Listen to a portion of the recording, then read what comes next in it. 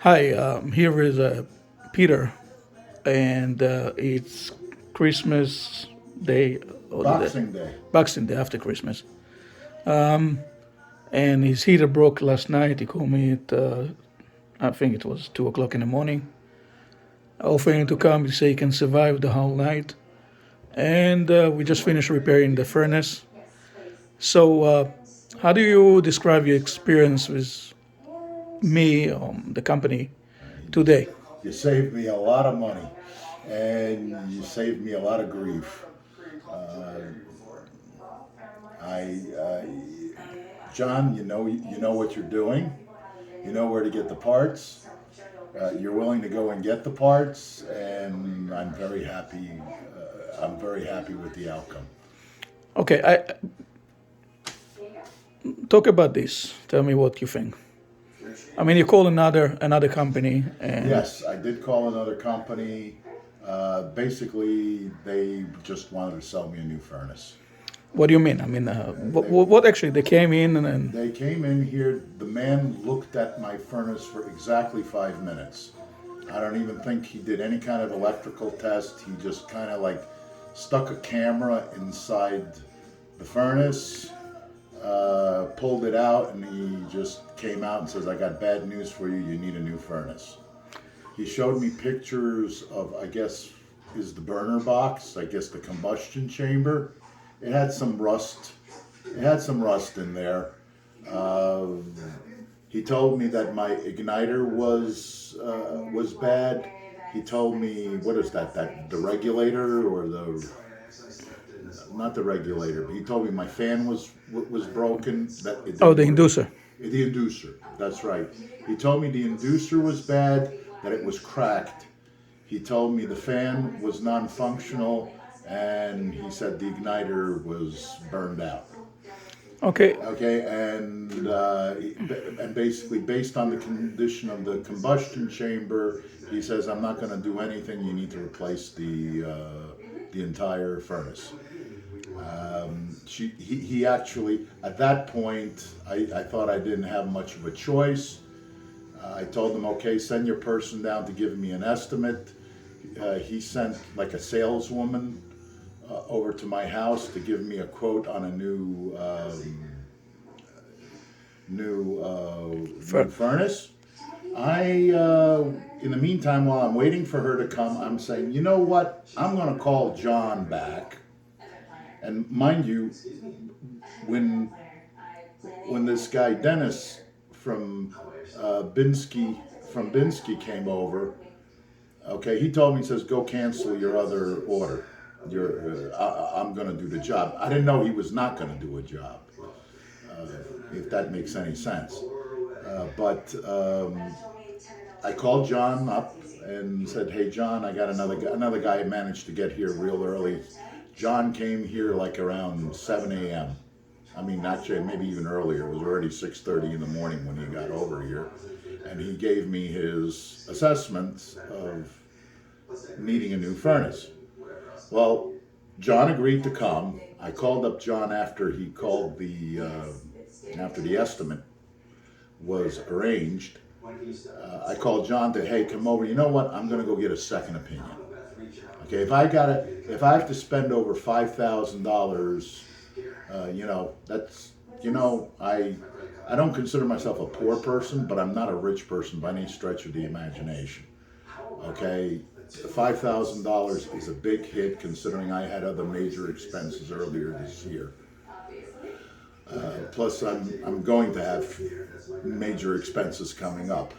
So it's like if I had to pay right now, based on Binsky's estimate, like $7,000 right now to replace a furnace, it would be a big hit. It would pretty much cancel Christmas, the Christmas holidays, because I wouldn't be able to make payments on anything that I've already spent money on it right now. so it's a bad timing. It was extremely bad timing.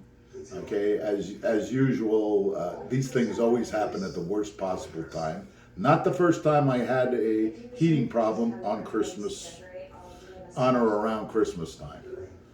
That's Okay, Murphy law. and you know what? The beauty of it is John. even though it's Boxing Day, Christmas, he came out here. Okay, he didn't push it out. He didn't say, "Hey, I'll see you in a week." Hey, I'm like, or go call somebody else. He came out here. Okay, he realized that, hey, my furnace was actually repairable. I didn't really need to replace it.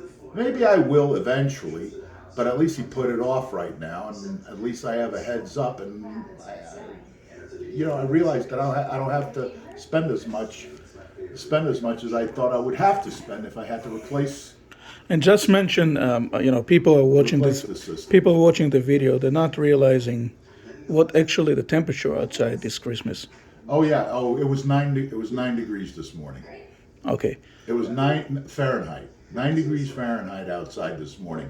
I was using that stove over there to heat the house. Otherwise, it would be an absolute icebox in here. And I was afraid I was going to have to use this for about another week or two until the new guys, until the replacement guys came over and replaced my furnace. Now, they told me they were going to give me a bunch of electric heaters. That's very nice of them. They were going to, along with the electric bill that we. What's the name of the guy the original guy that came? Because His name is Dennis. Last name. don't worry about it. Nothing. No, we don't want to put that His name's Dennis. because he said to John. I'm John. I'm the second guy. Yeah. Okay. John's the second guy, and John's the guy who fixed the furnace. And Dennis is the one who And sell you a new And one. he did it at a reasonable price. Okay. So generally, you're happy and you like to recommend me or my company to other people. Absolutely. Okay. Appreciate your testimony. Just so people know, the gentleman in front of me is an engineer. Okay. So he's not like. A lay person. No, let's say an old lady that. Oh yes. So imagine how many people that don't know what happened get. I smelled a rat. I mean, I kind of smelled a rat when the other company showed up. I kind of figured, hey, they were in the business to sell furnaces, not to really fix them. But your engineering tuition, the way he's approached the furnace, Yes. actually trigger the doubt. Yes, because I didn't think it would. I knew that the problem was an ignition issue, simply because the fan was running. Okay, it would prime itself. It's like you could hear the motors running and everything. It just wasn't putting out any heat. So I know the issue had something to do. Either A, it's a bad igniter, or B, the burners are clogged and maybe needed cleaning. No, what I try to illustrate, if the situation that you describe happened to, let's say, Oh, if it happened to some real- 92-old lady in a adult community and she's alone, what choice do you have? She's not going to call us. By the way, did you pay service call for the original day? Yes, I did. I paid $100 service call for the original guy. Okay. So what are you going to do with that?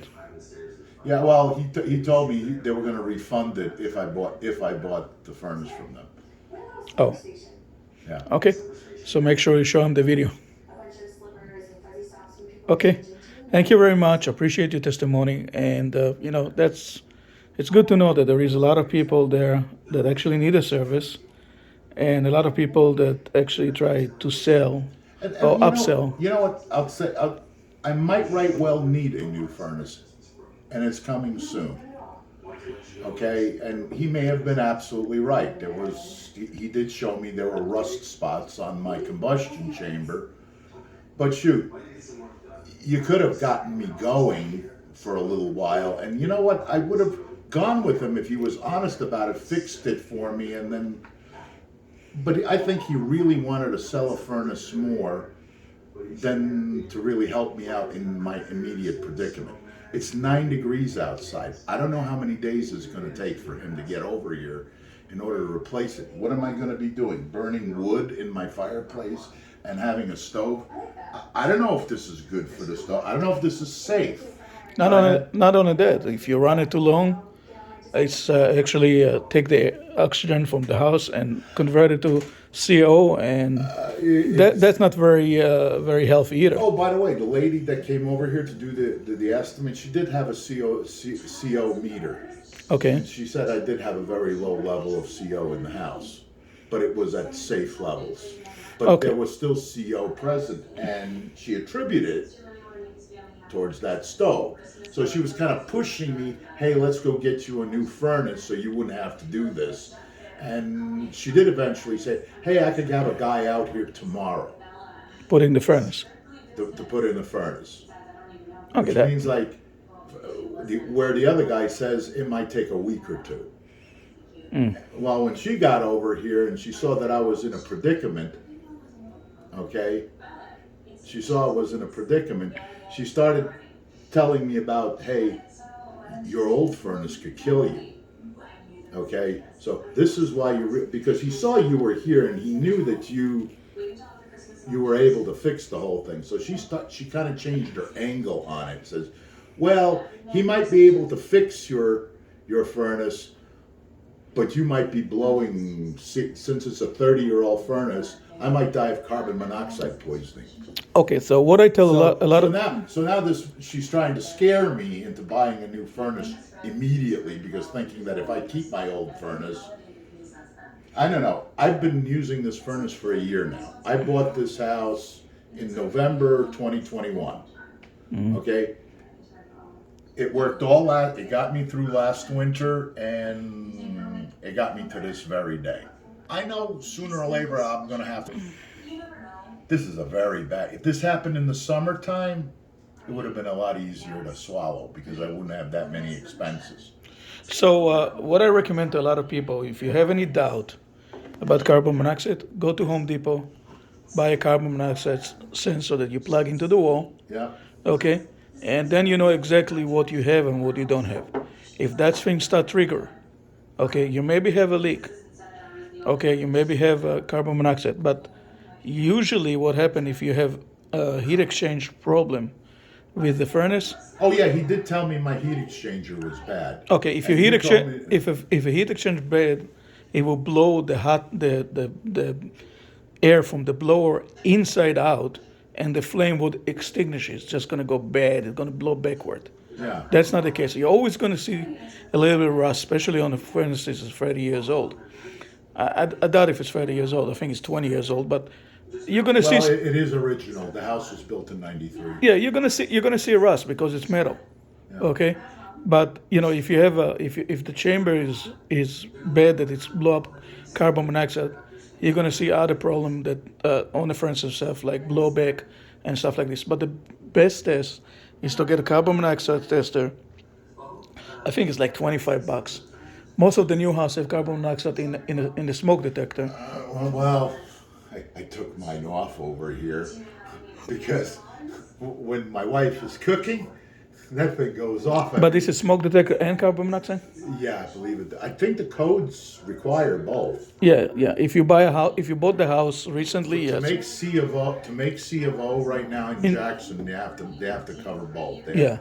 And they have to be Interconnect, which means they talk to each other. So first of all, if one goes off, all of them go off. First of all, put it back then and tell your wife not to cook and order food from outside. It's going to be much safer. Yeah.